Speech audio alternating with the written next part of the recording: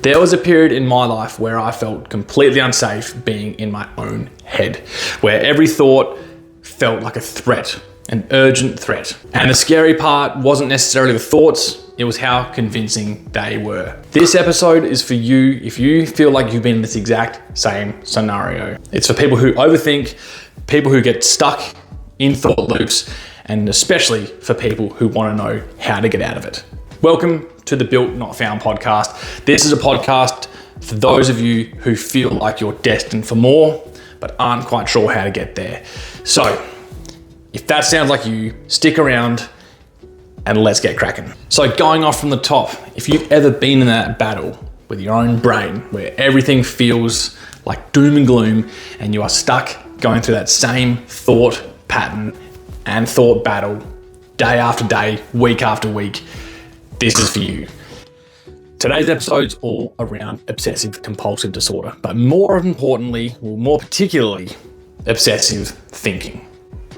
Whilst they're very similar in their nature, obsessive thinking is a wee bit different in the way that we don't actually have a physical action that we can carry out to remedy our thoughts all the time. And for those of you who aren't familiar with obsessive-compulsive disorder, you might have seen it in a lot of TV shows or the textbook examples where it's that person that has to turn a light switch on and off 20 times before they leave the home, or someone who has to walk around their house 5 times and check every door and windows locked before they go to bed. They're small scale examples, they're more of your, I guess, classic well-known examples, but at its grounding, obsessive compulsive disorder is a really debilitating condition. My experience with it, the best way I can describe it for me is I tend to have more obsessive thinking, where for some reason there's times where a particular worry will almost latch in my brain and my brain will start to kind of goop onto it. I don't know if you guys are familiar with Spider-Man, but it's almost like when he gets consumed, or Venom, when the symbiote kind of swarms over this thing and all of a sudden that's all my brain's thinking about and it dominates every single thought, and no matter how hard you try, it only gets worse and worse and worse. That is my experience with OCD. It gets to a point where you feel like you are 24/7 consumed and controlled by this thing, and it'll get to a point where you feel like there's no way out and it becomes quite scary. And for those of you who might not have experienced this, the best way I can sometimes describe it to people is it's normal to have worries. Everyone has them, whether they are absolutely rational worries or completely irrational worries. But most people can talk themselves out of it. And there are definitely times where I can. A basic example that I can often relate to is, let's say you've been at a family gathering or a social gathering and you start to go, did I say, what if blah blah got offended by what I said then? And then all of a sudden, if the obsessive thoughts take over, it tends to be, and if they get upset by that, what if they then say this to someone else, and then completely irrational, catastrophic scenario, and you have this fear that's going to come back and affect you in some way. That's just a really rough example, but most people can talk themselves out and go, you know what, if blah blah was offended by what I said, they'll get over it, and if they don't, then it's their problem, and that loop's almost closed. But the obsessive loop tends to be this continuous, repetitive cycle of what if, but what if they don't? But then what if that happens as well? And what if that happens as well? And you can rationale your way out of that, but it's almost like 2 seconds later, you're straight back in that exact same scenario. It's almost like you're arguing with a 3-year-old. You just can't win, because no matter how much evidence you feed against that fear, it's almost like it's just smacked straight back into you. And it's like, yeah, but what if? What if, what if, what if? So that's a rough way of explaining it. It'll make sense more when I talk about some of my longer scenarios and more, I guess, detailed concerns. But I liken it to being stuck in quicksand. Not that I ever have been, but the idea that the harder you fight against these things, the faster you sink, because you're just feeding the beast. OCD, whilst it might sound quite menial at times, it can really dominate and destroy your life. There have definitely been times where I have been driven into complete depression because of it, because you wake up every day and it's almost like, morning mate, here's the worry, remember? And then you're just off and you just fall into this heap because you're just defeated. It's mentally exhausting. It drains you of all motivation and you can't seem to think of anything else with any excitement. So you just get battered down. It's this constant cycle of trying to reassure yourself, trying to kind of think of other ways you can defeat this thing, but it just kills you. It almost feels like you freeze that portion of your life in time where you can't focus on your work, you can't focus on other activities that you find joy in. And whilst there might be periods of that where you can kind of remedy it and ignore it, it's almost like, if you go out and have a good time with some mates, you get this nice few hours where you're not thinking about it. And then you get back in your car to go home and it's almost like, hey, have a good time. Here we are, remember me, this worry, and off we go. So a significant obsessive, thought or theme that I had, it's always gonna sound weird, but they usually are because they often start in such a small seed and will become this completely irrational beast. Let's cast our mind pre-COVID, but it was more the Ebola virus. A lot of my obsessive thoughts generally come around health or sickness. And I think through some reflection, it often is driven by something that can rob me of my livelihood or affect my family at some level. That seems to be the base theme. But the Ebola thing, it was something that when it first came around, I was like, yep, cool. You hear about it, you go, that's horrible. How bad for those people. But then for whatever reason, way back when, there was a point where I thought, what if this actually affects me? What if this hits Australia? And then all of a sudden it was off. It was all I could think about. I would research it every spare minute that I had, trying to convince myself that I was going to be okay and we would get on top of this. But you couldn't, that would not satiate it. It would just keep on coming back. I'd be at work and any little thought would trigger it. I'd be at home, any thought would trigger it. And it was just this constant background noise in my head. And no matter how much I tried to rationalize it, it just got way out of control. And it broke me. It genuinely broke me. It lasted for months. And it's crazy because I look back at it now and go, like, it was so irrational. And even pre-kicking in, there was times where I definitely thought, you know what, this is not a concern for us, but that doesn't matter. At this time, I was already seeking help for my mental health, but this really kind of drilled that final nail into the coffin where I was like, this obsessive thinking is probably the cause behind all my anxiety and depression in various ways. So there was some light or silver lining for the whole experience because it kind of taught me, like, I am really affected by obsessive thinking and it seems to be the core mental health issue that I've got. So it's almost like if I can master this thing, then I should generally be okay, which kind of did end up happening. I don't think it's something that you ever completely get over. You definitely get way and way better at dealing with it and more tools in your toolkit to manage it. The more aware you become of your certain triggers, the better you're going to be at it. But the Ebola virus was definitely something that affected me.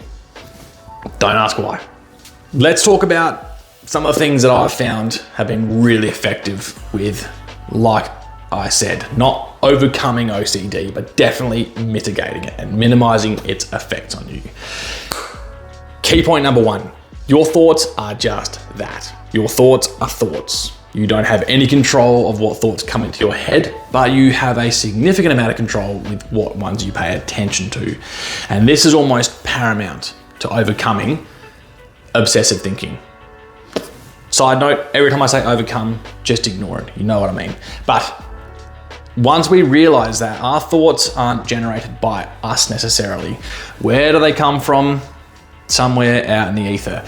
But they enter our head and our brain and our mind gets to decide which ones we pay attention to. So the better we can become at just almost separating ourselves from our thoughts, the more control we have over them. Mindfulness and all those things are definitely good ways of doing that. Just understanding that we don't have to react to every thought that comes into our head. And OCD is really hard because sometimes it almost feels like you've got no control over which ones your brain kicks into. But that is step one. So point number 2, do not engage with the enemy. Don't feed this thing. What I mean by that is the more we try and rationalize these thoughts, the more we try to argue with these thoughts, the more evidence we try to give against these thoughts, the stronger it gets, because our brain doesn't care about that stuff. All it cares about is doing its job. And if it thinks it's protecting you from this threat, be it real or not, it will get stronger and stronger the more you talk to it, because it's just validating it. What we have to do instead is, as hard as it can be, we're not trying to ignore these thoughts, we're just trying to accept them for what they are. The less rationale we put into it, the less we fight it, the weaker it gets. And it is bloody hard in the middle of it. When you are at the depths of this battle, it is bloody hard because you just naturally feel like that's the only way to conquer this shit, but it's not. Instead, we almost just have to try and distract ourselves with positive activities. And the more stretches of time that you can put together without, again, we're not trying to ignore this thing, but without engaging with it, the weaker it becomes. And it takes a lot of practice. It takes a lot of practice to finally get to a point where you can just have these things in your brain. And at the start, it feels like a battle because it's coming in and you're just sitting there going, don't engage, don't engage. But then it's been a few hours, it's been a few days, it's been weeks. And then all of a sudden you get some separation from this thing and you can start to see it for what it is. A great analogy for this, I'm sure you may have heard it, is don't think of the pink elephant. If someone says to you, do not think of a pink elephant, what are you going to think of? A pink elephant. It's the exact same things with these thoughts. If you sit there every day and say, don't think about it, don't think about it, don't think about it, you're gonna think about it. Our brains are quite simple sometimes, so do not engage with the enemy. Number 3, this one is similar, but almost once we've gotten better at living with these thoughts, there is a good experiment that we can try sometimes when you feel ready to do it, because it can be quite confronting and it's almost like exposure therapy. So we are trying to play out that scenario. It's something I did with my psychologist a few times where she literally said, just write down every step with as much detail as you possibly can. What does your fear look like? Why does it affect you? What's the end goal? Be however extreme it might be. Just write it down. However stupid it might sound, write it down, record it, read through it. Because more often than not, you'll do that and it sounds like a really bizarre outcome, especially once you've verbalized it. Even that can be quite cathartic and healing because you get this thing out of your head and go, it sounds so silly. Like if your friend came to you and told you that worry, you'd be like, mate, don't worry about that. It's never gonna happen. But for as long as we're doing that in our own head, it's not gonna work. So, not always recommending it, but exposure therapy can be very effective with this stuff. But it has to be done in a safe, controlled environment. Number 4, again, quite similar to the last 2, but specific in its own right. Naming those thoughts or those behaviors for what they are. So it's very similar to a level of acceptance. It's very similar to not engaging with these things. It's very similar to exposure. But if we give this pattern of thoughts a label, like that is my obsessive thinking, that is my anxiety talking, we again get this level of separation. Because we're no longer going, this is my brain telling me these things, this is my mind, these are my thoughts. Whilst they are technically true, if we label those different things, we go, this is my anxious brain talking to me right now. I don't have to listen to him. This is my negative brain talking. This is my obsessive thoughts talking to me right now. We again get to drive this nice level of separation. And the further away we can get from our thoughts, it means we can choose which ones we give power to. So that's another little trick that you can use. Number 5, Sounds obvious, but these things give you as much help as anything, and that is just making sure that our physical health is tickety-boo, which can be really hard when we are battling in the depths. If we're getting good sleep, eating properly, hydrating properly, getting regular exercise, the more we reduce this overall feeling of stress physically, we lower the general stress in our brain. The less stressed and threatened our brains feel, the less it's going to start engaging with threats because we're chilling.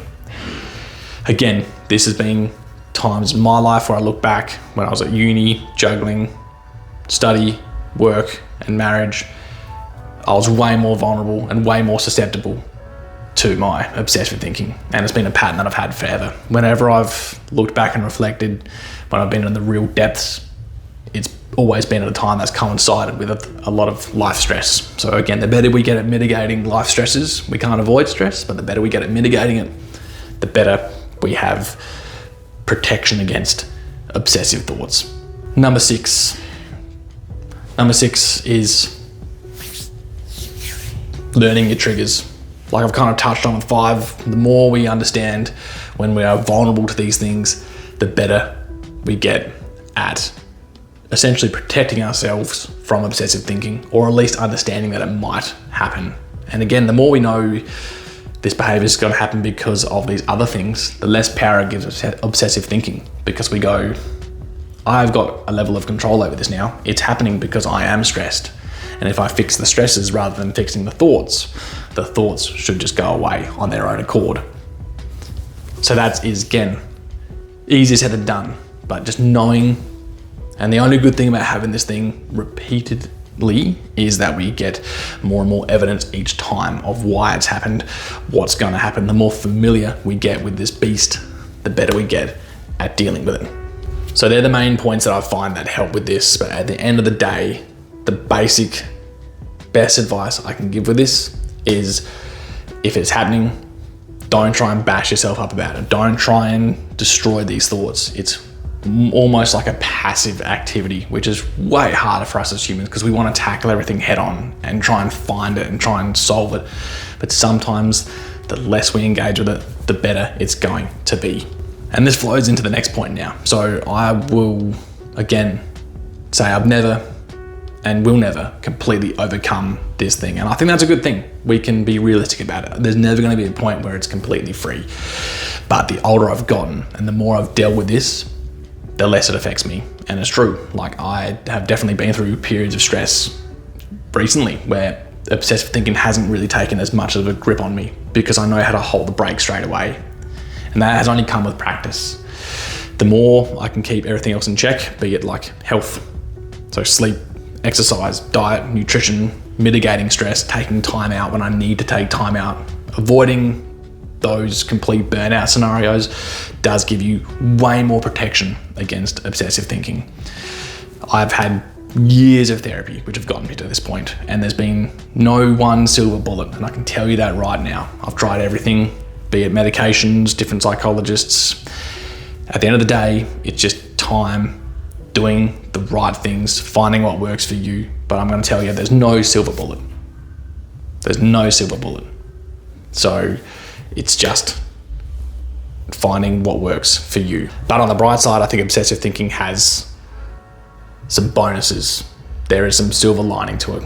If we can become so obsessed negatively, I know for me personally, I can become obsessed in a positive way, and it really drives progress and change for the positive, because if that's almost like flipping the script and engaging with something in a positive manner, be it exercise or health or work, you can really get some shit done.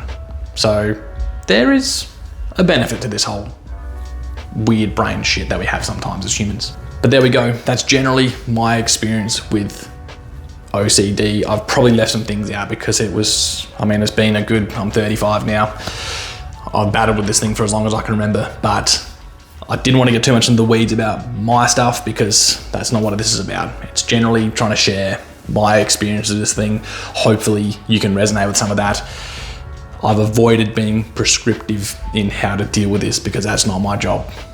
I just wanted to share my experiences, what I have found that has worked for me. And I'm hoping that some of that resonates with you. But I'll always advise, if you are battling with this and you haven't yet, please do seek the advice from a health professional, because it is the best thing that you will ever do. It generally works. So if you've reached this point, thank you for listening. Hopefully you've taken something out of this, and please like, please subscribe, and I'll see you next time.